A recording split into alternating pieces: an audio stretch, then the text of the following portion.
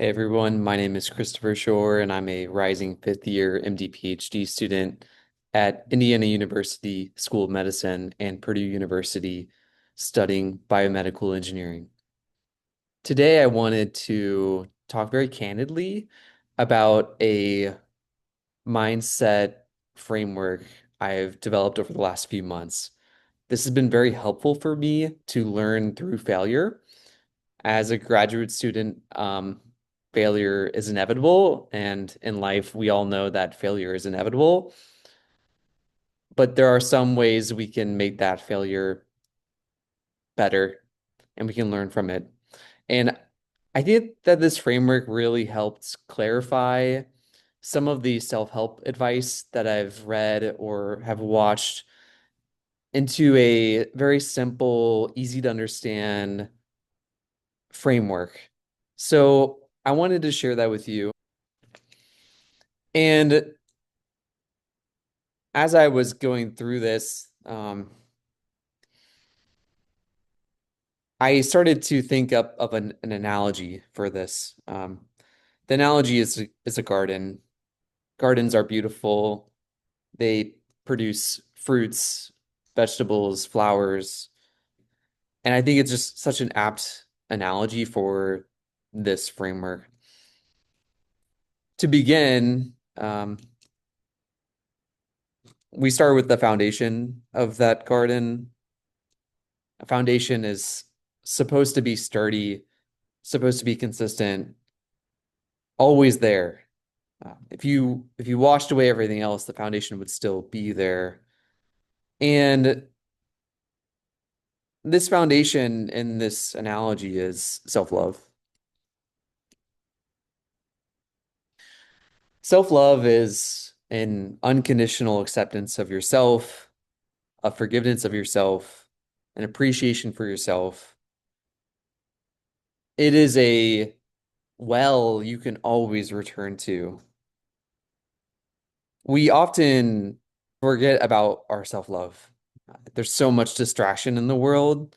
It's hard to remember this sometimes. Self-love is something we didn't have to learn. We grew up with it. As children, you all likely know that we had an incredible amount of self-love. We come into this world not knowing what critique is, not knowing what self-doubt is. It's sheer curiosity and love for oneself. And from self-love, you have this foundation that you can build values on. Values.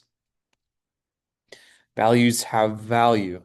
They are what you prioritize. They are what you believe in. These are developed through experiences, through relationships. These values are often shared among people like family, friends, empathy, kindness, achievement, pride, value, others value, love. These values are universal. And they've done a few studies actually looking at shared values among people across the world. And there are several values that are shared within every society. But these values are built upon that self-love foundation. These values are the soil. So while the values are soil, the self-love is the foundation. And you're ready now to plant. You're ready now to plant seeds, and those are goals.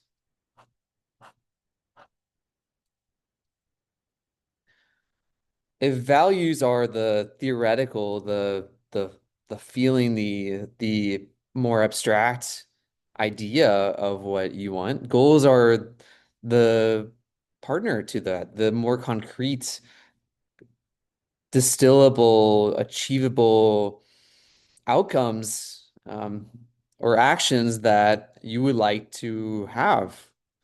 And they come from values. Goals are driven from values. For example, if you value family, one of your goals may be, I'm going to call a family member every week. If one of your values is achievement, you may you may say, I'm going to work 40 hours a week. I'm going to go to work. These are goals that are based in reality, based on what you can control on your day to day to achieve the sense of value that you're striving for. And these never go away. Um, so briefly, I'll talk about what happens when either of these three don't work or they aren't placed in the right way. Let's start with foundation. If you have a foundation on something else, someone else, nothing else quite matters. Um, you can build a foundation on someone else or something else, like a partner or a job or a a society or some external structure outside of you. And you can build up values, you can achieve all the success that you want, but that is a risk. That is a instability in your system, and that can be washed away. You don't know if and when, but it could. Whereas with self-love, it always stays present, and you can always turn back to this. Goals, sometimes people have difficulties setting goals. Maybe they don't have the information, um, the the understanding of how to set clear goals, such as SMART goals, and the seeds may not be set up well to grow.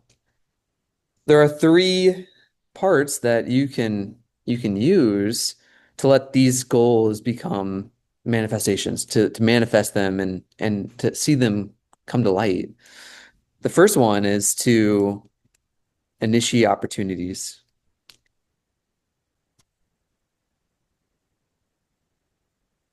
I think of this as the plow. You are taking the first step and setting the tracks for your goals. You're taking the first step. You are going to that outing. You are signaling to other people your abundance. You are trying your best. You are going to work every day. You are taking the first step towards your goals. And this is the initiation of that. And I think most people are pretty good at this. They understand the first step. But the second step is what a lot of people have difficulty with, which is being a receiver. Being a receiver means that you're open to outcomes. You're not dependent on external validation. You're patient. You're ready to receive what is coming for you, which is all good.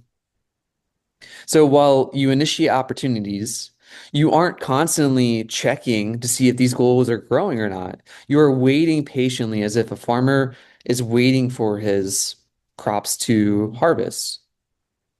And lastly, make healthy choices. I put in here healthy because we all make choices in life. We have to. And if you don't think so, your lack of choice is still a choice. Making healthy choices is going back to that self-love. Are you protecting yourself? Are you providing for yourself? Are you helping yourself grow? Are you helping yourself be nourished? These are healthy choices. Making healthy choices is like the research phase for this feedback loop. Making healthy choices is figuring out the right goals to set, figuring out the right seed to set. What seeds can you grow now? What seeds do you have the resources to grow and that you can benefit from in the future? So this goes back and over and over and over again. We initiate opportunities, we receive, and we make healthy choices. And this continuous loop is where you can really grow. a lot of people get stuck on three, where they constantly think about what if or why did it happen that way? And many people spend too much time, in my opinion, thinking about what the optimal outcome is or the optimal next step is.